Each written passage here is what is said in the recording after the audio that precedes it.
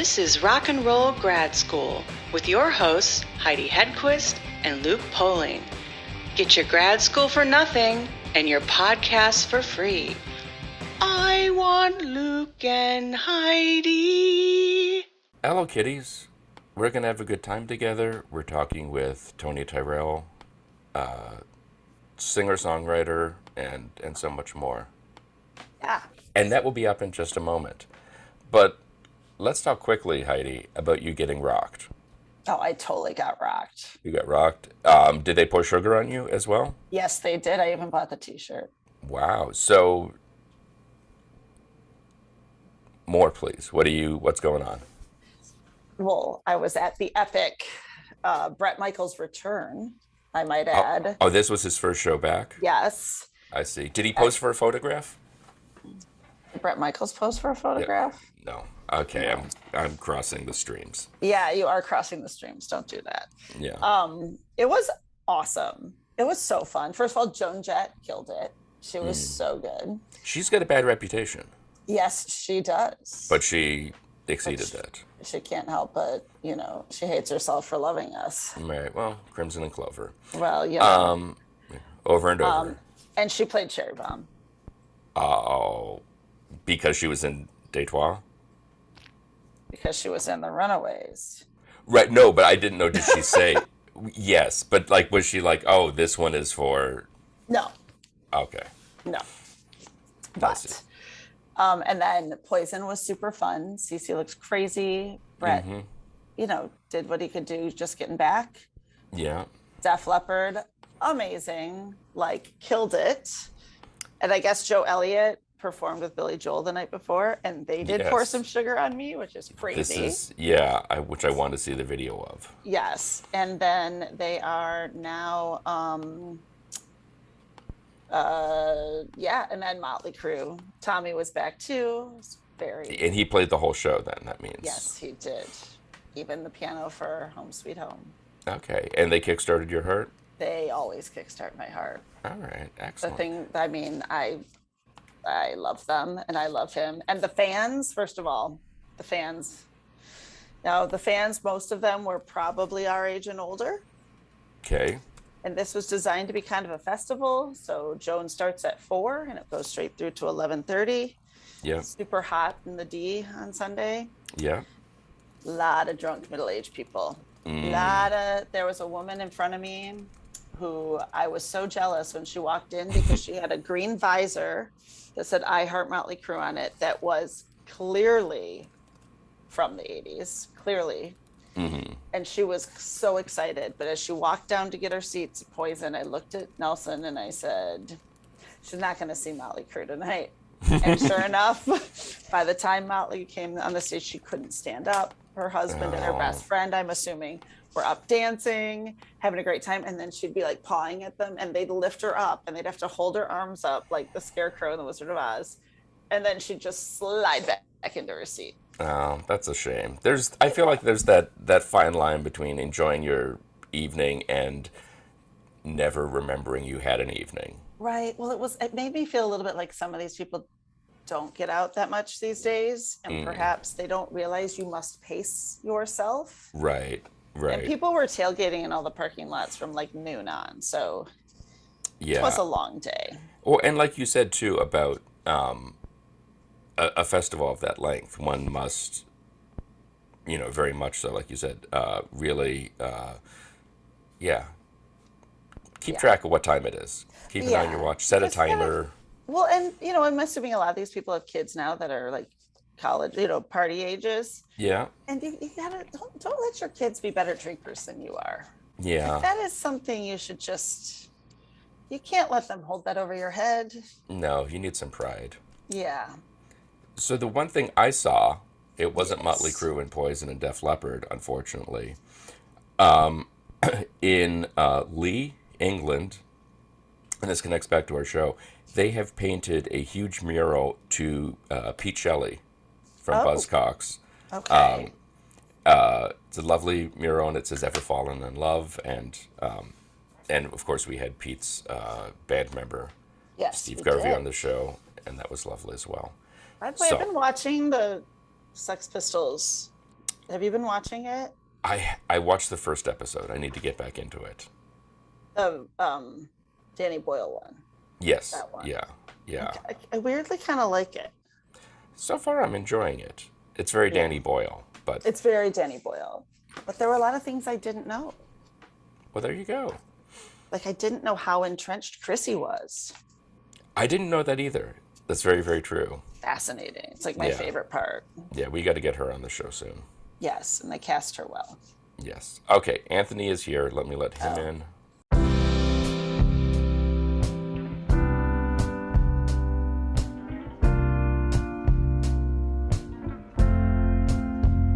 We were just discussing the inability for some people to pace themselves, beveragely speaking, at festivals. Yes. And if you don't start slow, you're not going to make it to the headliner. No, you won't make it to Motley Crue. Well, I think being Irish, I know all about that. We have a sort of a built-in resistance, you know. Yes, but you would have been quite disappointed in some of the people I saw on Sunday. I was disappointed in the people I saw on Sunday. I was like, you have 4 headliners at this show. You need to have the proper buzz for all 4. Yeah. Cannot be. Where was this? In Detroit at Comerica Park. It was it wasn't a real festival, but it was the Joan Jett, Poison, Def Leppard, and Motley Crue, all back to back to back to back. Yeah. So you got to figure those fans used to know how to party, but the years escaped us. Didn't escape me, escaped us. I still got it. How does one go from classically trained clarinetist to singer-songwriter? Okay. Because not everybody does that route. Yeah. I started to play clarinet when I was about 9, played, was trained and played in sort of concert bands and that type of thing when I was a kid. Involving one band, a sort of a boy band thing. When I say boy, a boys band, we toured the East Coast on a couple of occasions of the States, around Patrick's Day, and played concerts and parades and things like this, But then I moved on to kind of more serious study, and lessons and then into sort of orchestral work and symphonic orchestras and that type of thing. But I always had a sort of an abiding interest in all popular music. I had 2 of my uncles, one on my mother's side, one on my dad's side, were less than 10 years older than me. They were the youngest in their respective families. One of them was a Beatles fanatic, and the other was Van Morrison and Cream and, that type of thing. And they both introduced me very early, to this music. And so I had kind of a hand in, in listening, if you like, which was kind of, what was a relatively mature taste, if you know what I mean, at that point in my life. Mm-hmm. So that was always with me. And also I think, maybe different from today, and I'm not quite sure how it works where you guys are from, but, certainly when I was growing up, everything, music was everything, your whole identity, how you looked, who your friends were, where you went, how you spent your time, everything was your music, and you're different, how long your hair was at the time, everything was kind of around that. But so I did all that sort of stuff, and kind of was interested in music, went to lots of gigs. But what actually happened was that there was a friend of mine who we'd done some dabbling around with sort of folk sort of stuff. Never actually playing anywhere, but a few guys in a town near where I live, and we've done messed around a bit. And this guy contacted me one time and said, "Look, I'm involved in doing some music for a show, like an independent theater production, that wasn't a musical but had music in it, and they needed a saxophone player, and was that something I could do?" And I kind of just said yes, even though I never really played the saxophone, but on principle it's the same idea as the clarinet. Woodwind is woodwind. Yeah. It's a little woodwind. It's a little bit easier actually, but so I got the saxophone, but without getting too technical about it, but the saxophone overblows an 8, so that the same fingering down here is the same up here, right? whereas a clarinet overblows in 12. So it's a little bit more complicated of an instrument, the clarinet. And I found that the saxophone just opened up, just great freedom in terms of kind of expression, being able to just play stuff off the bat, when somebody plays with words to play along. So that was my introduction. And after that, after having done that, a couple of the guys said, look, will we form a band?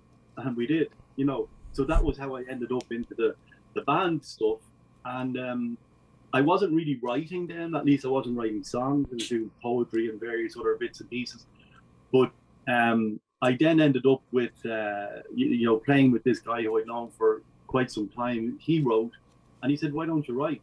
And I kind of went, okay, I'll give it a try. And that started.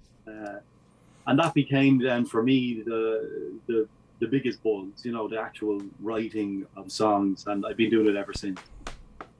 That's amazing. And then you got your first album coming out, correct? Yeah, the first, but when I say my first album, I've actually made 3 albums. Okay. One of them with a concert band. Right. One of them with a sort of a kind of a classical orchestra, but kind of a pop orchestra. Mm-hmm. And then another with the band I was playing with during the 1990s in Ireland, the folk rock band that I was writing for. So this is my first album as a songwriter on a solo basis.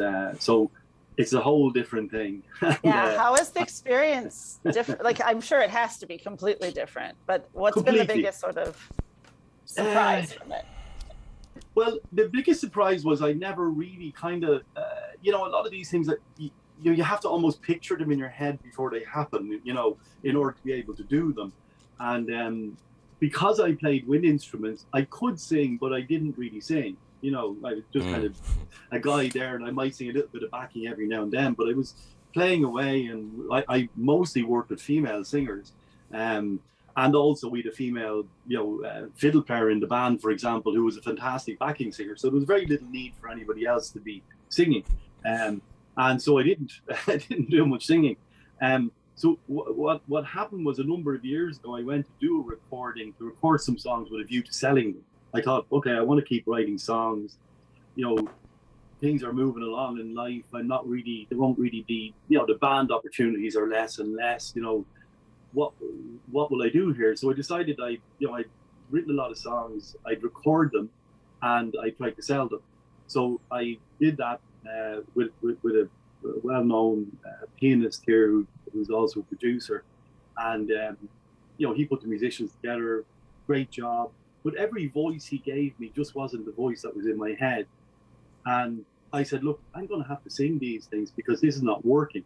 And so I sang them because I didn't think it was kind of inverted commas serious, because I thought, I'm not presenting myself as an artist. They're just a guy trying to sell some songs. And then I distributed them, and people said, actually, you're really good. I like that singing and so on. And then I began to think, okay, maybe I can sing, and started experimenting a bit more with that. But what happened then was, there was a kind of a break in my life as such. I ended up living in the States for 6 years, from about 2011 until 2017 or so. There was an economic collapse here, as there was all over the world. I ended up going there for work reasons. And kind of things took a stop, although I continued to play a bit while I was living in Washington, D.C. And it was only then when I came back and the whole COVID thing, and I had some time to sit back and look at the body of songs I had and thought, okay, let's do something here. Let's actually put this together. So that was how that ended up. But it was very strange because I then had to actually think of myself as a singer. So I identified a lot of free lessons online. The internet is unbelievable. And, and I just practiced every day, the same as anything else. I just practiced. And, then kind of got it into my head, okay, I can do this. Got a decent producer to work with. He said, you can sing. He said, you just need to kind of sing for other people rather than for yourself. And that was the biggest kind of change, I suppose, in terms of how I fitted into things. Because now I was in the center of, a bunch of musicians who were around me. And that was kind of scary a bit, just kind of having that sort of directorial role. on the one hand, and also because, you know, I'm kind of relative to them in my own head. I'm a novice singer compared to, you know, the experience they have in their instruments. So I have to kind of say to myself, look, you've been playing music since you're 11, so everything you're doing now is, you know, is kind of associated with that journey. It's not just today or yesterday. So bring all of that into the room and you'll be fine. So that's what I tried to do, and hopefully it worked on the album. Well, I was just thinking that it's such an interesting route, and it's almost the reverse of so many people. Yeah. You know, everybody grows up wanting to be Bono, and then you end up being The Edge. Which, don't tell him I said that. But it sort of seems like, you know, you went the other way where, you know, like you said, you all of a sudden kind of like found yourself, you know, oh, I'm writing songs. Now I'm playing these songs I wrote, and now I'm recording demos, and now people are listening to the demos like they're a record. Has your voice changed in that process? Did you kind of find that the voice that you had as a songwriter when you first started certainly evolved and grew, but has it changed or morphed over time as you were continuing to write and record? Yeah, I think so, because again, you know, if you think about it, if you're not really, you know, you didn't picture yourself as a singer, you might sing stuff, but you're usually singing in a key of what you're hearing, you know, so somebody else singing, or in a key that might be suited to somebody else, and you're doing a bit of backing, you know, but never a key molded to your voice. And so what actually, you know, kind of, and also I'm a relatively limited guitar player. You know, I play guitar to write songs. You know, some people might say, oh, you're very good at guitar, but I'm not really, you know, I'm fairly limited. So I play the guitar to write songs. And sometimes because of those limitations or just maybe even laziness, I'm playing in certain keys because they're easier rather than they would have been suited to my voice, because I wasn't really thinking I would be the person singing these songs. And so even that had to change. So when you know, I began to sit down with the producer, for example, I took about, you know, 30 songs to him. I said, look, let's just whittle this stuff down. And we we're just playing them along acoustically. And he's saying, well, why are you playing in that key? You just play here, you know, or, you know. And so what I actually found is my voice is a lot lower than I thought it was. Or, you know, the natural positioning on my voice, if you like, is lower than I thought. And that's probably to do with, you know, I listen to all sorts of things, but, you know, in kind of historical terms, you know, anything from the Beatles to Dylan or wherever, and they are singing in keys that are somewhat higher than where I be, you know, naturally suited. So yeah, that sort of stuff changed, and I think I found a different voice, for want of a better term, and I actually feel comfortable with it now. I kind of think, oh yeah, I can do that. Whereas I didn't quite realize that. And, you know, again, you have to kind of understand that, you know, these things, I have a clarinet or saxophone in my mouth or tin whistle or whatever it might be, you know, and so you're just not it's just not in your head that you're going to be singing. Right. And so it's something that I kind of, you know, I'd sing at a party or whatever it might be, but I just never really seriously thought that's something you can do. But actually the response to my voice has been very, very positive, you know, in the current releases. So I'm kind of really pleased with that, because it was a little bit unnerving. And also, I don't know whether you guys have heard the full album, but, you know, there's all sorts of things on it, like including one where I sing with just the piano. And, you know, that kind of goes back in my head to, you know, the stuff my dad would have listened to, Tony Bennett and Frank Sinatra and all those wonderful singers who have this extraordinary sense of musicality and phrasing and all the, you know, all the stuff they have. It's not like one of the songs they'd sing, but in my head, it's kind of, you know, positioning like that, because it's just a piano and me. And again, when the producer said to me, let's try this, I kind of, well, really? You know, because, you know, it's kind of, it's really kind of sticking your neck out. And, but I went with it, you know, kind of, you know, took the risk and said, okay, let's just do this for real. It, you know, if it works, it works. And I think it did work, you know, so I'm happy with that, feel comfortable with it, not big-headed or anything about it, but just, you know, it's kind of, I feel secure in it now, yeah. Yeah. Well, that is like a leap of, I mean, you really truly have taken a leap of faith through all of this. And what a lot of people don't, especially, you know, a lot of musicians who've been successful with a particular instrument or as a vocalist and then trying to move over to an instrument, don't have that sort of blind faith or bravery to be able to do that. What do you think it is that made you go, yep, I'm gonna do it. Let's just do it. Let's just see what happens. If it works, it works. Yeah, you know, actually, probably living in America made a big difference because, you know, there is a can-do attitude to, you know, for all the things, you know, people might give out about American stuff that's happened recently. There is a culture that's fundamentally different from probably anywhere else, and it's partly the can-do thing. Also, like, for example, I used to run in the house we lived in Washington. We used to run what were called kitchen sessions, where we just have people come into the house. It started with the Irish community, but was added to over time. You know, people who might recite a poem, dance, play a bass, do whatever, sing a song, and you just, you know, we'd have a bit to eat and, you know, a few drinks, and then, you know, everybody just participated. And you know, as part of that, you know, people would say to me, "Why don't you do more with this?" And I said, "I'm getting a bit, you know, old in the tooth for this, and, you know, I kind of have a day job and kids and da da da da da." And they literally looked at me as if they didn't understand what that meant. You know, whereas if you say that here, people would say, "Oh yeah, I get you." Whereas in America, people are saying, I really don't get what you're saying to me. Why would you think that? And so actually, you know, that was a significant factor in terms of, you know, just kind of opening out my thinking a little bit. And on the one hand, but the other part was also COVID, strangely enough, you know, just because we, you know, at one point in time here, we had a 2 kilometer limit from our house. Like, we couldn't move beyond 2 kilometers, right? And that lasted for, you know, maybe 3 or 4 weeks, and then we had a 5 kilometer limit, and, you know, so life was very strange for a while. Yeah. And you know, so you were here hanging around your place, and kind of, you know, you had time to kind of do things, and also to think in a way that maybe I wouldn't have had. My day job would ordinarily have involved a lot of international travel.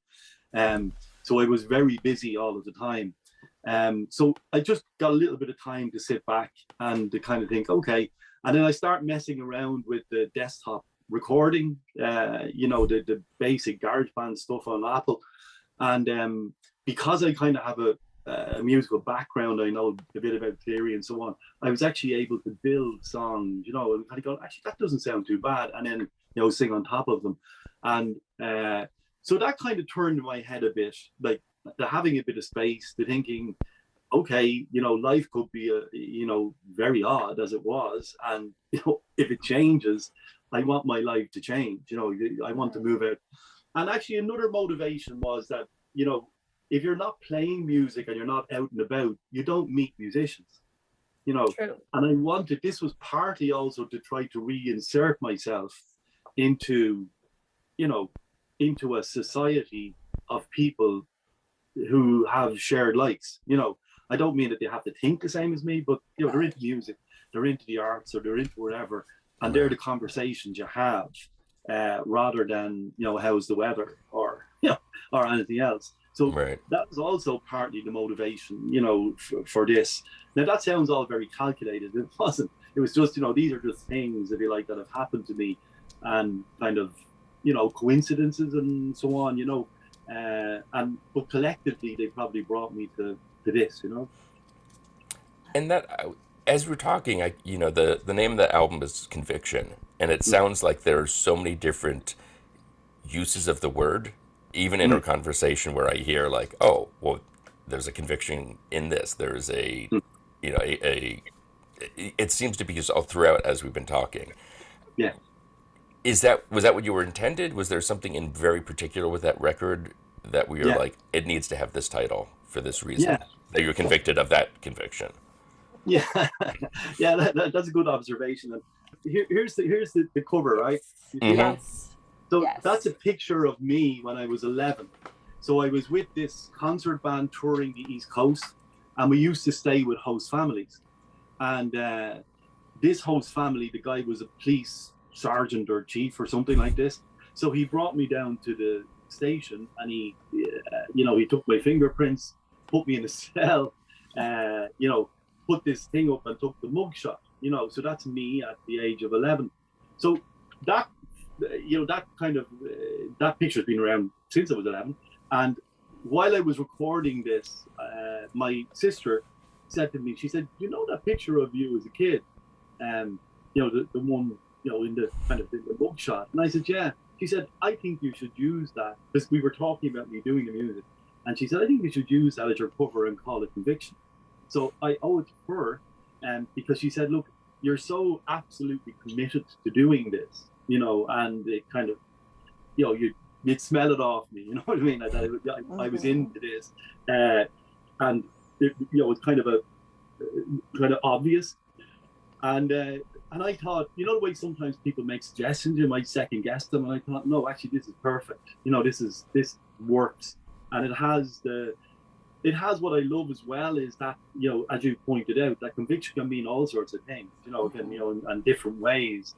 And I like that play on ambiguity and language, you know, and I think that that's part of the whole fun of writing songs, you know, and writing songs that people can, you know, make of them whenever they want themselves, and you don't have to be banged over the head and told this is about this, you know. It's a song, it could be whatever the hell you want it to be, you know. And so that's where that conviction idea came from. And the more I thought about that idea, it just completely fitted. Like, this is kind of like a promise I've had to myself for a long time, you know. Kind of in the back of my head, I was thinking, you know what, I think my songs are really good, I think I'm a really good writer, didn't necessarily think I was a good singer, and then I got into the singing thing, and I thought, okay, I can do this, you know, so let's go ahead and do it. So I'm not quite sure what that says about me, that it took so long for me to get here, but it was almost like, I remember at one point in time when I was with the band I was with, and the band was doing quite well. You know, we were nominated for various awards and, you know, so on at the time in an Irish context, and we would have been kind of contemporaries of the Corrs and the Cranberries and that, you know, those sort of bands at the time, who then went on to do great things. But, you know, I remember at one point in time we were signed to two independent labels, and one of the guys from one of the labels said to me, he said, Tony, look, you have to make up your mind whether you want to save the world or whether you want to be a musician. Because I had a really good job. My background is I have a master's degree in English literature. I did kind of a job in this sort of evaluation work. I had another master's degree after that. So I had a lot of things going on, and you know, I had a band, was in a relationship, you know, really enjoying life as it was. I was fairly committed to the band. I think we were all kind of committed to it, but maybe not to the point where we really stuck our necks out, you know, and took significant risk in order to make it work. And I think maybe that's also reflected in this, you know, that at this point in time with this, I'm kind of, you know, I'm happy to put up with whatever disruption might happen in order for this to work, you know, and, you know, to kind of stick my neck out on this occasion, take it as seriously as I think it needs to be taken. And because if I don't take it seriously, nobody else is going to take it. Yeah. Well, one, I wanted to say how much I love the cover, because it just shows what makes America great.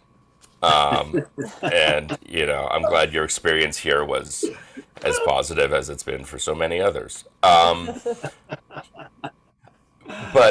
have you found that? Have you found that conviction and that sort of dedication to this paying off, that kind of manifesting it, of saying, I'm going to do this, and, you know, come what may, I'm going to do this, I'm going to put this out there. Have you found that working okay for you?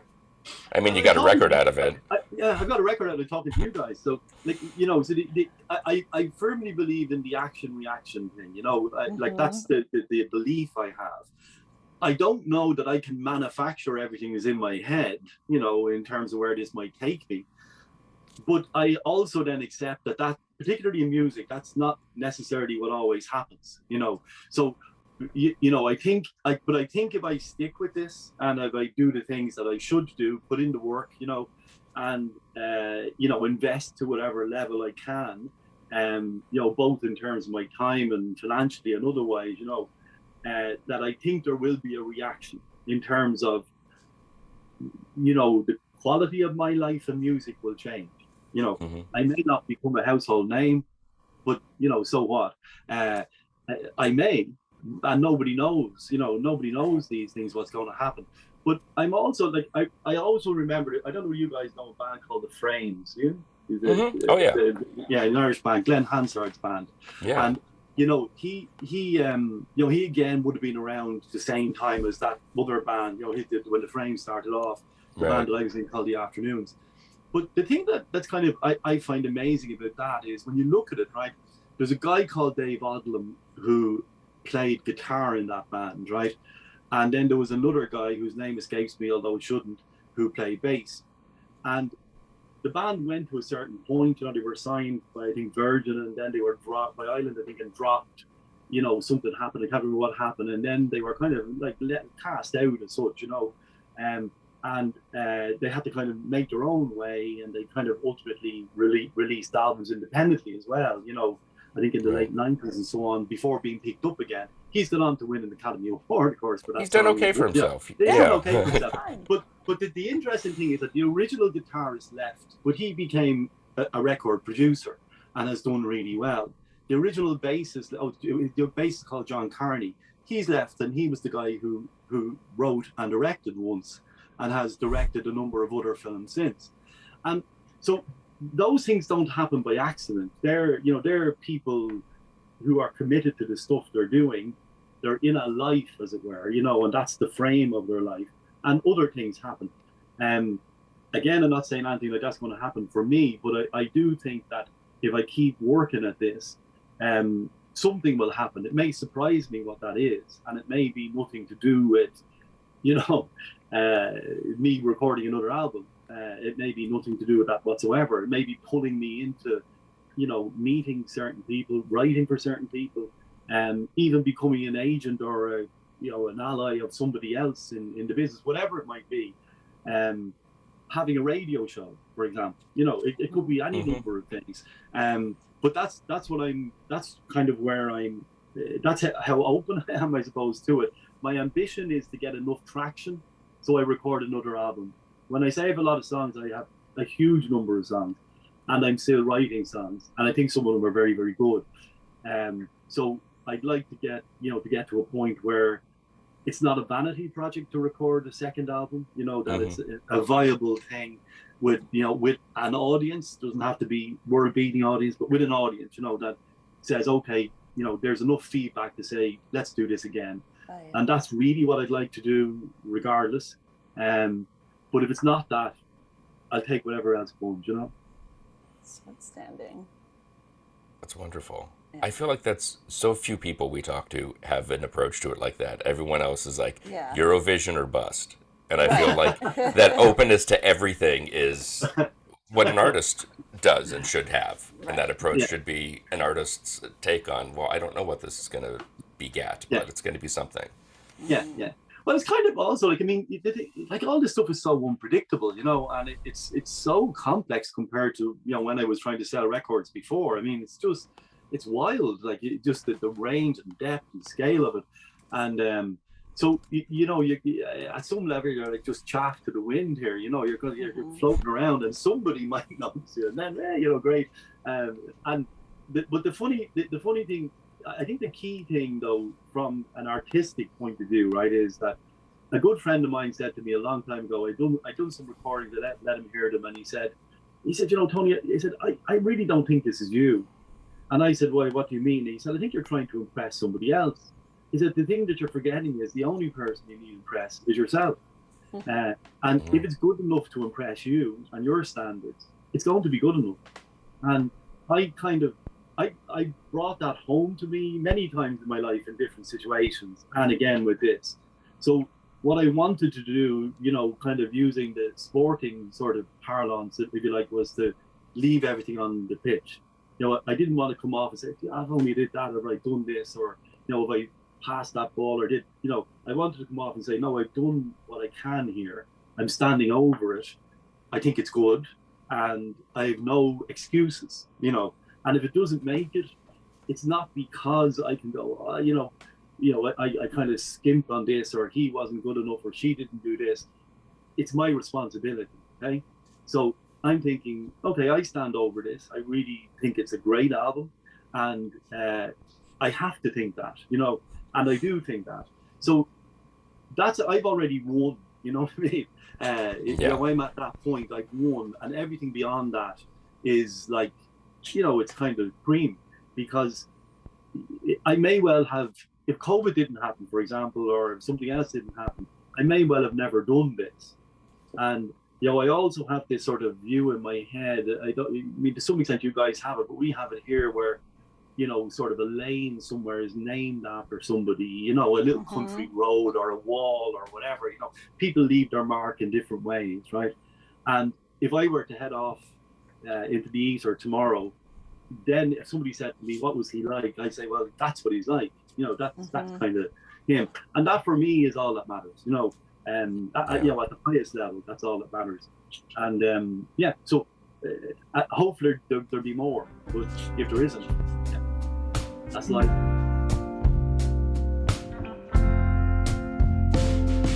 An angel hangs from a rearview mirror, tears on her face as she considers the decision she's made. She hopes it is the right one.